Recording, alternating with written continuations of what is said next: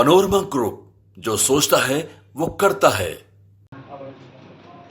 दिल्ली सरकार के जल बोर्ड को लेकर जो नाकामियां हैं, उसको लेकर हमारे पाड़ा भी अपने क्षेत्र के बारे में जल बोर्ड को लेकर जो परेशानियां आ रही हैं, उसके बारे में भी चर्चा करेंगे। सबसे पहले मैं अपने नेता प्रतिपक्ष आदरणीय विजेंद्र गुप्ता जी से आग्रह करता हूं कि वो इस प्रेस को संबोधित करें। नमस्कार साथियों, मेरे साथ इस संवाददाता सम्मेलन में दिल्ली सरकार के पूर्व मंत्री भारतीय जनता पार्टी के वरिष्ठ नेता श्री राजकुमार आनंद जी हैं, हमारे चीफ भाई अजय महावर जी हैं, हमारे पार्टी के प्रवक्ता और वरिष्ठ पार्टी के नेता विधायक भाई अभय वर्मा जी हैं, अभी पार्टी में जिन्होंने ज्वाइन किया विधायक करतार सिंह जी हैं, और हमारे रोहतास नगर के विधायक जितेंद्र महाजन जी हैं, और अभी कुछ देर में हमारे बाकी साथी भी यहाँ ज्वाइन करेंगे। आज की जो संवाददाता सम्मेलन है उसमें ये एक रिपोर्ट जो चीफ सेक्रेटरी ने दिल्ली सरकार की मंत्री आतिशी को सौंपी थी, और 9 मार्च 2024 को दिल्ली विधानसभा में एक प्रस्ताव पारित हुआ था जिसमें चीफ सेक्रेटरी से ये रिपोर्ट मांगी गई और सदन की तारीख तय की गई थी 15 मार्च 2024। 15 मार्च 2024 को ये रिपोर्ट चीफ सेक्रेटरी ने मंत्री को सौंप दी, क्योंकि प्रस्ताव सदन का था, तो ये रिपोर्ट सदन की प्रॉपर्टी थी, सदन के समक्ष आनी चाहिए थी।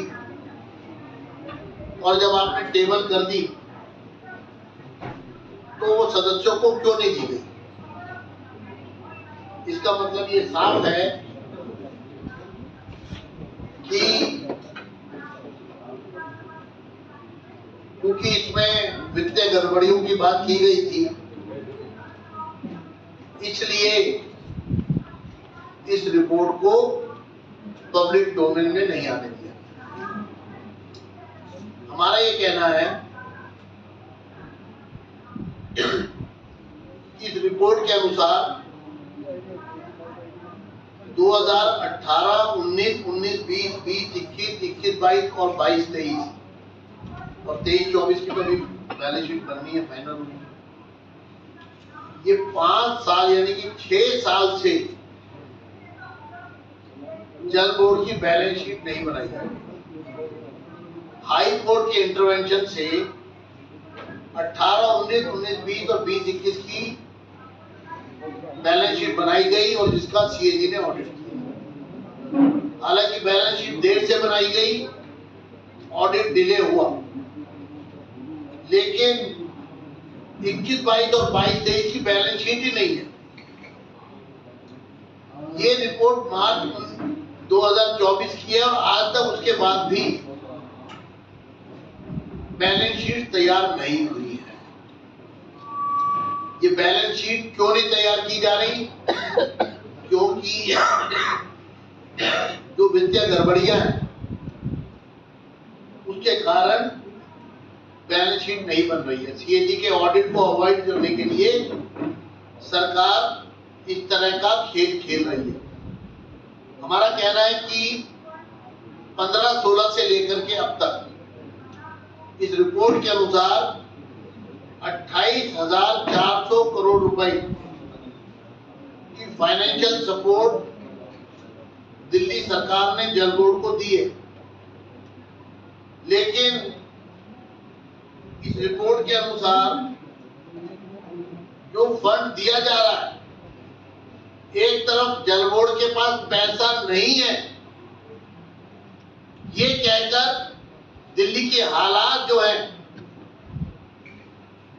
दिल्ली में जो सीवर की स्थिति है, जो पानी की स्थिति है, उसके बारे में कहा जा रहा है। और ये रिपोर्ट कहती है कि 21-22 में 3,271 करोड़ रुपए दिए और 210 करोड़ रुपए यूटिलाइज हुए।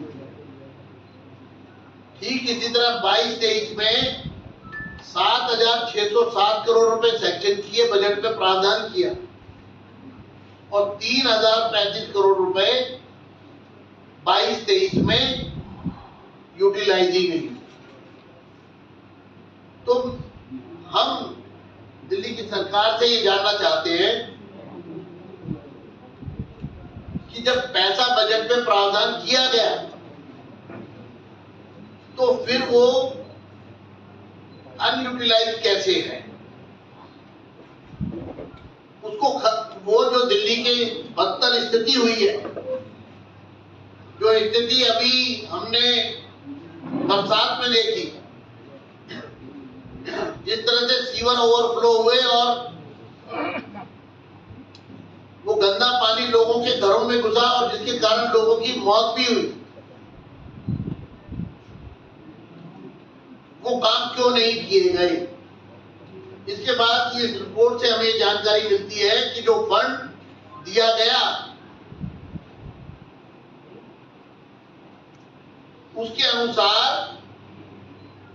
वो पैसा खर्च नहीं हुआ, यानी कि फंड्स को डाइवर्ट किया गया। जो फंड्स मिले बजट में कैपिटल एक्सपेंडिचर के लिए, प्लान एक्सपेंडिचर के लिए,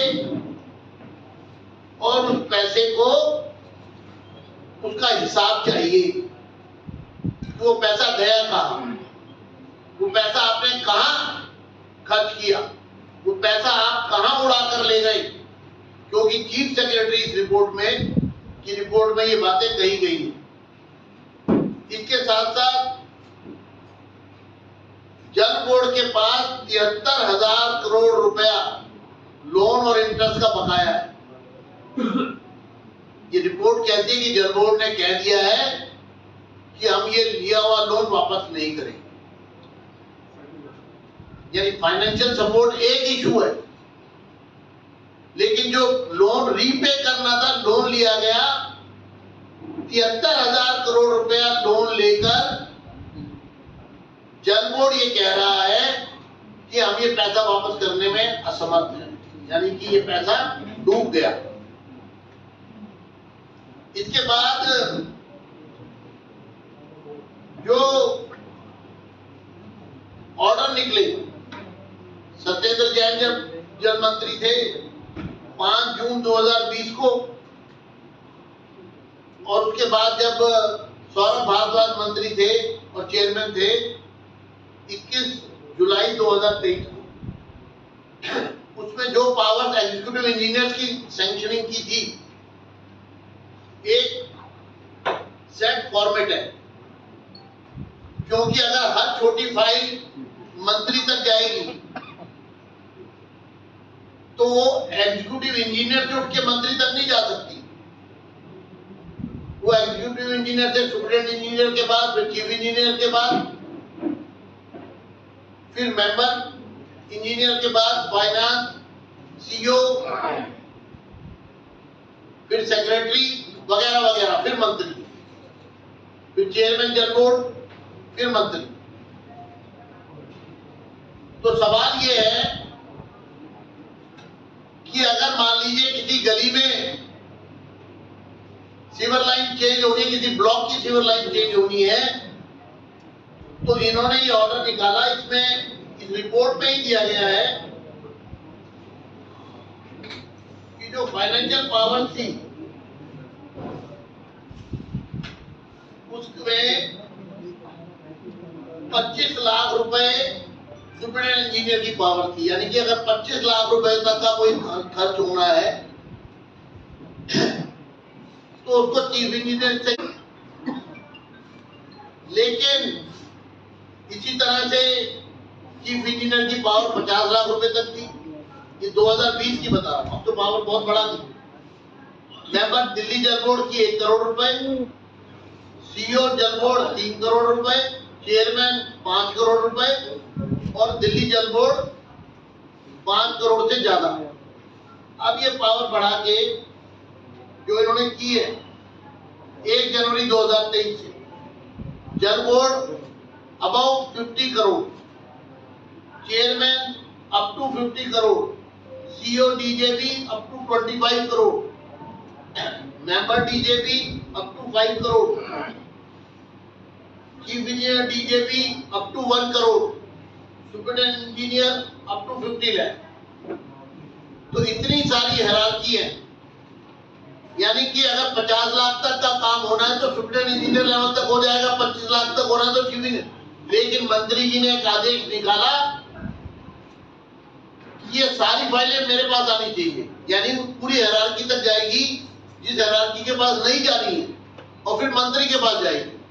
ये बजट खर्च करने की पावर मंत्री ने अपने हाथ में क्यों ली? और यही कारण है भ्रष्टाचार का एक बहुत बड़ा, और दिल्ली में पूरी व्यवस्था को कुव्यवस्था में बदलने के लिए।